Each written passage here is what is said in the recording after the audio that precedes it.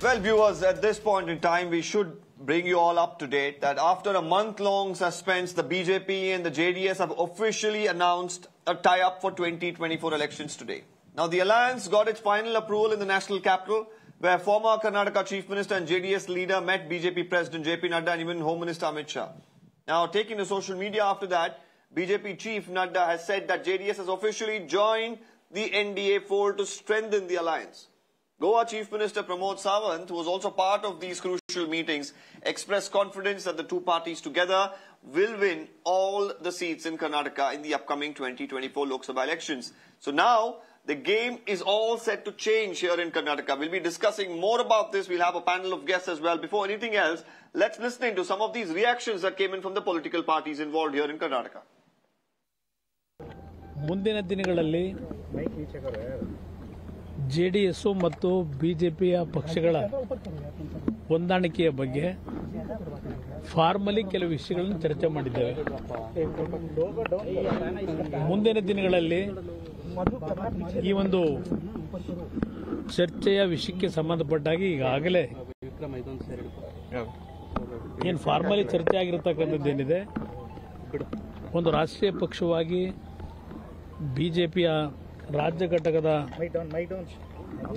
ಆ ಪಕ್ಷದ ಮುಖಂಡರುಗಳು ಎಲ್ಲ ಚರ್ಚೆ ಅವರನ್ನು ಚರ್ಚೆಗೆ ಭಾಗವಹಿಸತಕ್ಕಂಥದ್ದು ಇದೆಲ್ಲ ಮುಂದಿನ ದಿನಗಳ ಫಾರ್ಮ್ಯಾಲಿಟೀಸ್ ಇದೆ. आज JDS हैव ज्वाइन जो NDA अलायंस के लिए ज्वाइन हुआ है. ऑनरेबल प्राइम मिनिस्टर का जो विजन है विकसित भारत 2047, इनके तहत पूरे देश में जिस तरह से विकास हो रहा है, आगे आने वाले 2024 में जो लोकसभा का इलेक्शंस है वही फिर से एक बार मोदी जी का सरकार ही आने वाला है. Definitely once again we are getting the full majority under the leadership of honourable prime minister.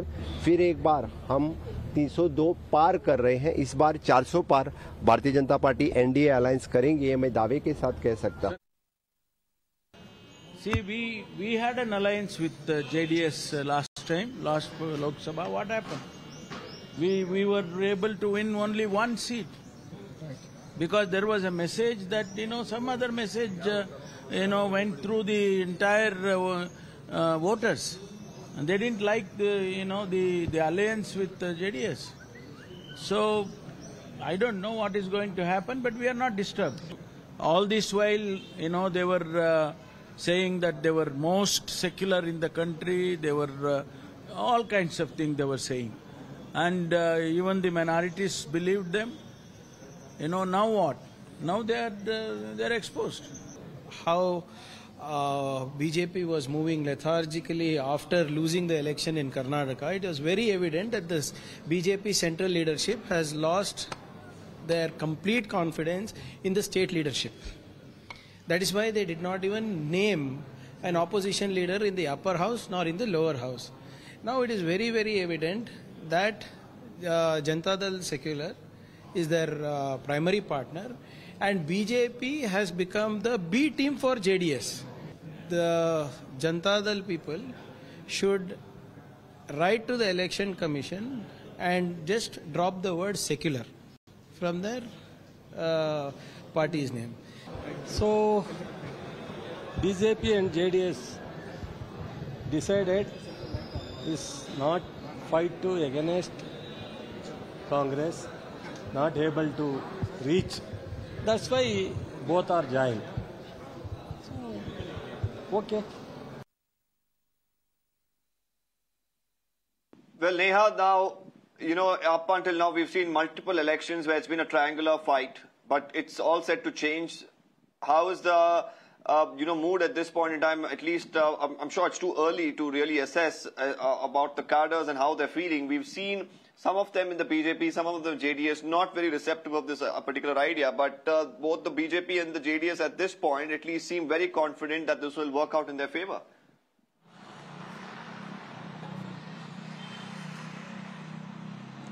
Well, Deepak, that's absolutely right. The BJP, in fact, enjoys a lion's share of seats here as far as, the General Assembly elections are concerned. And having said that, they wouldn't really like to give that up at this point in time. And understandably so, all efforts are on in a bid to be able to retain, those seats, at least in the state of Karnataka, after considering the Karnataka state elections defeat, that this is something that was possibly on the cards. This isn't the first time that we've heard of a possible alliance between both the parties. We've seen it, in the past as well, where state elections have been concerned.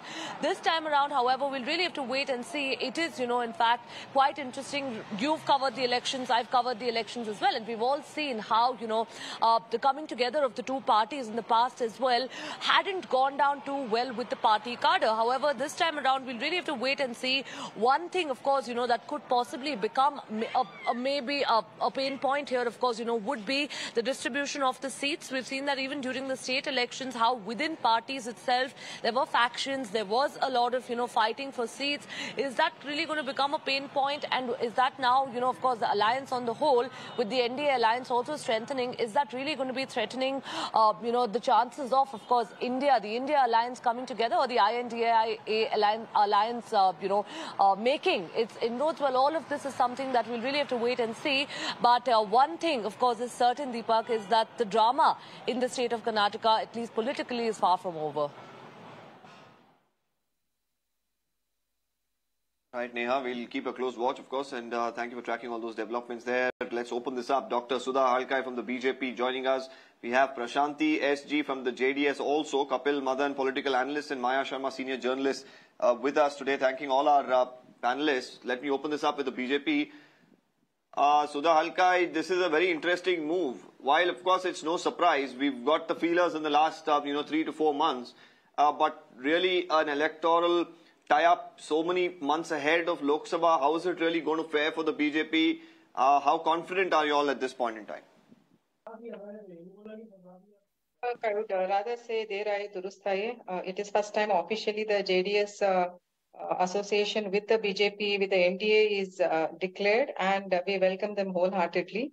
And definitely, whichever party who wants to serve the nation, we welcome them wholeheartedly. There's no second question about it. And seeing the present crisis of Karnataka, which is in deep grave, and the gravity of all the negative consequences is so much that JDS couldn't resist itself in joining hands with us. Take it the Kaveri issue, take it the increase in all the tariffs of the prices in the Karnataka, and take it law and order. Everything is taken a reverse gear, I must say. So definitely they have thought something good they want to do for the Karnataka people of Karnataka, especially the farmers. I don't know, I really feel pity for them, because not a single crop of harvesting is done, and all the water has been given to their allied so-called DMK party, and they want to please them, keeping themselves completely blind towards the farmers of our state, and even to the people of Bangalore and nearby Bangalore. The drinking water crisis is going to be to the core. But Dr. Sudha Halkai, let's not get into the Kaveri issue right now. Let's talk about, we'll stick to the alliance. More importantly, I would like to ask you a couple of questions. I'll come back to that as we proceed further into the debate, because it's quite interesting. I'll come back to you on that. Let's take a quick opinion from Prashanti, because I have certain questions for both of you that the Congress is also, of course, posing certain questions. We'll pick that up too. Prashanti, what do you make of this? Is it advantage JDS or is it survival JDS? Yes, Deepak, this is the first phase of meeting which has happened. Okay, and we have yet to discuss with many other leaders, but the main leader, Deve Gowda and Kumaraswamy, they have met, the party president of BJP, Nadda, and the Home Minister, Amit Shah. So they have, this is all regards to the seat sharing.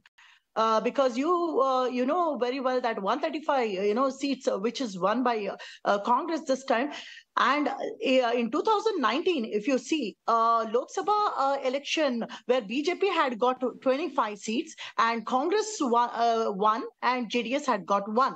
So keeping everything in mind, and strategical decision is being taken by JDS and BJP. Because we don't want to have a failure once again. So this is the kind of togetherness, alliance. Explain the strategy. Explain the strategy. How do you think it will work? Prashanti, explain this strategy. How do you think it works to the advantage of the JDS politically? Because apart from survival that Mr. HD Deve Gowda himself spoke about a couple of days ago, please explain to me and our viewers about how do you think that the JDS is going to do much better than 2019? The BJP now. after the assembly elections, seems a little bit jittery about, going into 2024, about whether they can replicate a performance like 2019. How does the JDS plan to improve its tally from 1? No, Deepak, if you see the vote sharing, what has happened, we have the data of it, and the BJP, how much they got voted, and the JDS and the Congress. So if you really see the vote sharing, where BJP and JDS were hardly, there was a tug of a war between BJP and JDS there, which helped Congress to win in majority. So in a very, say, 5,000 or 4,000 votes because of... Well, the numbers don't say that, Prashanti, because most of the, the vote share has moved. If you're talking about the previous election, that is the assembly election, the BJP's vote share hasn't gone really anywhere.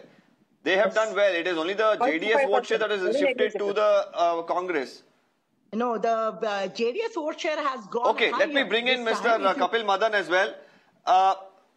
Mr. Madan, how does the Congress view it? Because we heard multiple ministers talk about, the secular credentials of the JDS now in question. They've even said that this is not going to affect the Congress in any way. But strategically, it was a triangular fight. At various levels, the Congress stood at an advantage because, either the BJP or the JDS in certain constituencies would eat up certain votes as well. And it would be advantage Congress. But right now, they are trying to minimize that. Is there a reason to worry for the Congress party? Well, I don't think so, Deepak. I would, like to first say that, if you need an example of, contradiction and hypocrisy, you won't find anything better than, BJP. So I will just remind our viewers that not long before, few months ago, when Prime Minister was campaigning very aggressively in Karnataka, he mentioned JDS as a private limited party, number one. He mentioned JDS as victim of Congress, number two. And again, BJP claim itself to be the champion against the dynasty politics. But at the same time, I think it is one party that has maximum number of dynasts, maximum number of leaders that have political family lineages, and they want to take this moral high ground when they talk about it. So my understanding of this entire situation is that the BJP understands that they are in big trouble insofar as the South is concerned, because they are not in power in Kerala. They got this humiliating defeat in Karnataka. They are not there in Tamil Nadu. They are not there in Andhra Pradesh. So the BJP knows that, the sentiments of the people, especially from the South, is, anti-BJP for sure, because BJP has failed to fulfill any of the promises that they made. So I think, looking at, Mr. Modi's statement... But Mr. Madan, you cannot deny the fact that the BJP, of course, has gained massive ground in Karnataka. The JDS already has its own stronghold pockets. Now in these constituencies, without a triangular fight, with one party contesting, either the BJP or the JDS, there is going to be some level of advantage that they're going to have. Now, Deepak, if you think after, suffering this humiliating defeat, if you think that this is advantage BJP, then I think this is death of logic. This is death of all kind of rationals. Because, if you see the combined, the seats of the JDS and the BJP, you will get to know that your statement when you say that this would be advantage BJP is contradictory to the data. If you just have a bare look at the number of seats the BJP and the JDS has. So my understanding of the situation is that the BJP looks very desperate at this point in time. And well, Mr. Madan, not to forget, it would be rather naive to compare what happened in the assembly and say that will be completely the same in the Lok Sabha. We've seen, of course, in Karnataka as well, the patterns being completely different. Now, nonetheless, I'll also bring in Maya Sharma. Maya, how do you really view this? Do you feel that this is advantage BJP, JDS? I'll come back. Mr. Madan, I'll come back. Let's bring in Maya as well. She's been patiently listening. Maya, how do you really look at this right now? Do you think it's an advantage for both of these parties? And also, Well, do you really, feel that, what happened in the assembly elections will have a bearing in the Lok Sabha as well? really, any alliance is very often to defeat somebody else. It's not about working together as much as both parties hoping that they can make a dent on the Congress, which did so very, very well in the recent assembly elections. So they're hoping that by coming together, they can mop up any votes or bring together that division and maybe get the Congress to a lower position. The BJP wants that because, of course, in the Lok Sabha, they wouldn't want a strong Congress presence. The JDS wants that because it's hoping that if the BJP doesn't contest in its own strongholds in old Mysuru, the JDS is hoping to at least have a presence in parliament. If they can not divide the votes with they're just hoping that they can have a presence in Lok Sabha. The JDS is trying to stay relevant. The BJP, of course, looking at its brilliant performance in the last Lok Sabha election, you wonder why they would need an alliance, but clearly they're a little rattled, more than a little rattled by the Congress performance. So yes, in that sense, the performance of the Congress in the assembly election has really made an impact and I think has led to this deal with the JDS. The BJP, of course, has had no inroads really in the old Mysore region where the JDS is very strong. So for the BJP, they're hoping that with the alliance, if some seats come in from old Mysuru, well and good.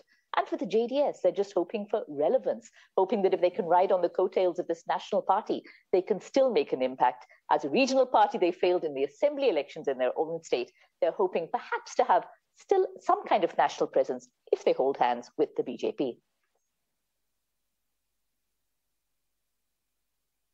Okay. I'd want now Sudha Alkai and also Prashanti to answer these couple of questions that I have. I'm just going to quote. This is Sudha. This is one of your former MLAs. He says, if they say they need the coalition to save their party and workers, then we, the BJP, don't need such an alliance. If the purpose is to make Prime Minister Modi the Prime Minister, then or for the betterment of the country or nationalism, then we will accept even our enemies. Now they're saying that no BJP worker, which includes me, will accept such a coalition with a hidden agenda. Now this was Mr. Preetam Gowda saying this. Then we had also another MP who made a statement that this is a secular party, how can they get into the BJP fold? So internally you're going to have these issues. On the ground you have cadres who are going to get frustrated. Both the JDS, because probably here you have a seat sharing where majority of the seats will go to the BJP. The discussion is on for about 4 to 5 seats for the JDS.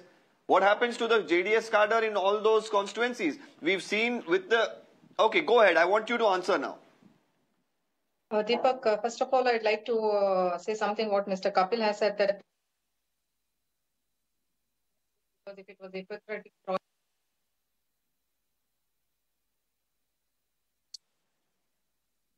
Honorable Prime Minister would not be appreciated so much. A small technical issue there. As you, I'll give you a moment to fix that. I'll take that question across to Prashanti. Prashanti, the BJP, some of the leaders very recently made 2 charges. This is not the Congress. This is the BJP leaders. Some of them saying that, well, you're coming here for your own personal agenda. It's a hidden agenda. It's not for the betterment of the country or anything that the BJP believes in. The second one was about your secular credentials and how it will really merge with the BJP. No, I don't think so. It should really hamper the, parties or the secularism in us. Because the reason why I say is many of them, if you see, we still carry the same feelings, the secularism in us. And this will definitely not break. And some of them already have because they are like, the BJPs are known as, the Pakka Hindus and the Deshvasi and all those things, they have come up with that. But in reality, I don't think so. This has to really, do anything with the party having alliance. Some people are not able to digest the fact that, JDS is aligning with BJP, and some of the BJP workers, some MLAs are also not able to digest the fact because this is some kind of a new strategy or planning which the current leaders are planning to do, just to see whether it works out or not. But so they are not able to immediately digest the fact or accept the fact that aligning with BJP is a good idea or aligning with a JDS is a good idea. This disturbance is but still I'm talking about some of the BJP leaders themselves, Mr. Pritam Gowda, Mr. Bacche Gowda. These are I'm referring to some of the BJP leaders who were expressing apprehensions just a couple of weeks ago. Yes, even one of our MLAs also actually told if they are aligning with BJP, I'm going to quit. This is what he has said, and probably he has already resigned from the job. Yes. So this happens. See, the change is evident here. We are seeing the change, and the change is evident, and we tried, and we're still trying to explain the kind of move what, the JDS wants to make, and how we can kind of, yes, it is definitely in a way what JT Deve Gowda told, it is also a kind of survival. At the same time, if you see, the vote is getting divided. In Karnataka, the vote is getting divided between BJP and JDS, and some of our votes is being kind of taken or given to the BJP or JDS, and which is benefiting the Congress. So that is why the major alliance has to be done at this point of time. Okay. And this alliance basically will ensure that the vote splitting does not happen, is what Prashanti says. I believe that Dr. Sudha's network is back. Dr. Sudha, go ahead. What you wanted to make a point? Deepak, what Mr. Kapil has said that, we had a humiliating defeat. Absolutely, I deny that. The thing is, we have lost with very minimal share of votes. The maximum share of votes of the JDS has been transferred to the Congress. So that is one thing apart. And what he is saying is, BJP is a hypocritic party. I condemn this statement of him, because if it was a hypocritic party, our party, which is led by Honorable Prime Minister Mr. Narendra Modi ji, would not be appreciated worldwide. So don't come into these comments of talking all such things. And Deepak, what you are saying, the comments by our MLAs and MPs, I would rather say that, the decision taken in the center by our national leaders is very much thoughtful, and we appreciate their decision of accepting the proposal of the JDS to align with us when it comes to saving our state from these evil-hearted Congress people and our country as well. Any proposal to... Dr. Harkai, you yourself just now said that the BJP didn't really lose anything in terms of vote share. It was the JDS's vote share that went to the Congress. If the JDS's vote share has already swung the Congress's way, what kind of an advantage is the JDS going to give you? See, it is not more of what JDS is going to give us. It is the thought that they want to join hands with us in the nation building. That's the reason we have accepted them. We have got our own share of votes, and we have done our work genuinely from the center to the state. The people, I'll tell you, today it is a nightmare for the people of Karnataka. I told you so many segments, we are all disappointed in all the ways. So definitely people of Karnataka have awakened what mistake they have done. And the Congress people, what they're doing is just backstabbing the people of Karnataka, especially the farmers. I don't know how they can be so much stone-hearted towards them. We have our own share, Deepak. Okay. Kapil, what do you want to add to that?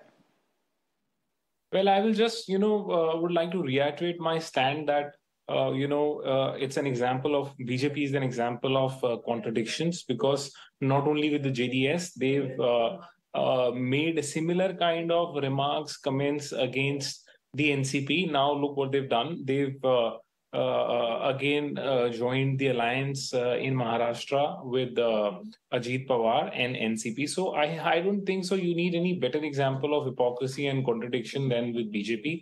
And not to forget, they did the same thing while they formed the government with the PDP in Jammu and Kashmir. So I would just reiterate, there are ample examples where the BJP has joined hands with completely ideological... Mr. Madan, as far as alliances go, we've seen the Congress as well ally with parties that nobody thought they will. So in politics, if you go by this logic, then many of the alliances that does not matter at all. Now, Deepak, let me make my point. Largest ruling party of the country. They have joined. Okay, Dr. Sudha, let him complete. Dr. Sudha, let him complete. Now, Deepak, I would presume... Dr. Sudha, let him complete. Let him complete. Deepak, I would presume that the Honorable Prime Minister is the highest political figure in BJP, and these comments were made none other than by Mr. Modi himself. Now you look at a situation where the Honorable PM, which is the biggest, tallest leader of the BJP, he makes a statement. He calls a party as a private limited party. He calls a party as a example of dynasty. He calls a party as a B team of a Congress party. Then, I mean, if you join hands with the same party, can't we conclude that whatever the PM was saying was incorrect and false? The PM knew it, or can't we call the PM as an opportunistic? Because after the frustrating and humiliating defeat in Karnataka, you don't have any option but to even join hands with completely ideological party, because you are now anticipating a similar kind of humiliating defeat in Lok Sabha. Why we should not draw this conclusion? You give me a reason.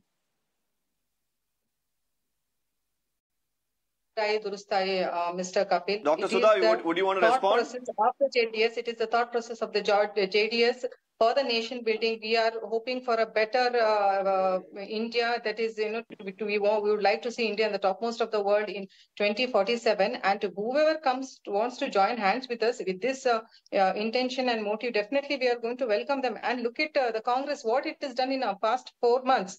Take it, the farmers' suicides, more than 156 farmers have suicide, more than 48 murders have taken place. And look at the tariffs, one hand you're giving and the other hand you're snatching 10 of it.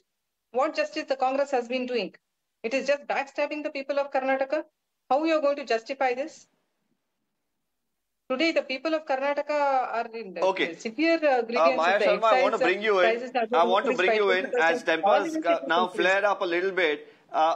Maya, how are you going to really look at a seat sharing formula here, considering it's a tricky scenario? Because I would want to really particularly point out a couple of seats. Hassan is something that they will definitely eye for. Mandya is a constituency that they will want to contest from.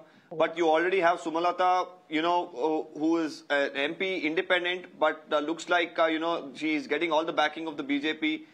And it's a very interesting situation where the bargain is happening. It's still not done. But how do you view this play out in the next couple of weeks? Well, seat sharing, of course, a very, very tricky issue. One takes it for granted that the JDS will be asking for seats only in their stronghold of Old Mysuru in South Karnataka. And also, it's very interesting to say that while the BJP has tweeted out saying that welcome to the fold, and we've got BY Vijendra also saying it's a natural alliance, it'll significantly increase the vote share of the NDA in Karnataka, the BJP is going all out. The JDS leaders are still saying, yes, there have been some formal announcement. Yes, we're working on it. Yes, we're talking about seat sharing. The JDS is not jumping ahead so positively and so strongly as the BJP still, just yet. As you remember, it was B.S. Yediyurappa also who made the announcement of the alliance when it was still not formally taken up by his party. So the JDS is obviously still trying and strike a bargain. Mandya will be a very, very tricky seat indeed. HD Kumaraswamy's son, of course, losing to Sumalata Ambarish there. She was backed by the BJP, an independent candidate who's definitely on the side of the BJP here. So would they take that seat away from her and allow a JDS person to have it? Mandya, very tricky indeed. Hassan, won by Deve Gowda's own grandson, Prajwal. They will definitely want Hassan, but other seats as well, very tricky. Seat sharing is always going to be a tricky point. Getting the cadre, the people at the field level, at the ground level on board. And of course, those embarrassing statements that have been pointed out earlier in this program. When you're campaigning against another party, you say all kinds of things. And then suddenly you're in alliance with them and you're having to eat your words or pretend you never said anything. So if any alliance, especially with people who've been on the other side of like JDS and the BJP, any such alliance is going to have so many, many tricky points to cover. Seat sharing, of course, one of the big ones. Absolutely. Well, I think with that, we've summed up various issues. This topic, of course, is something that we will time and again revisit over the next few months, because in the run-up to 2024, this alliance, of course, becomes very critical. as to how this will really play out in Karnataka, and more importantly, how the cadre really pick up this particular issue. Will they really play by, the commands of the top leaders in both the BJP and the JDS? That probably will be the defining point of how this alliance will work out for both of these parties and whether it will really trouble the Congress or not. I thank all our panelists who've joined us today on this broadcast and shared their, viewpoints. We'll, come back to you once again when we pick up an issue like this. Thanking all of you.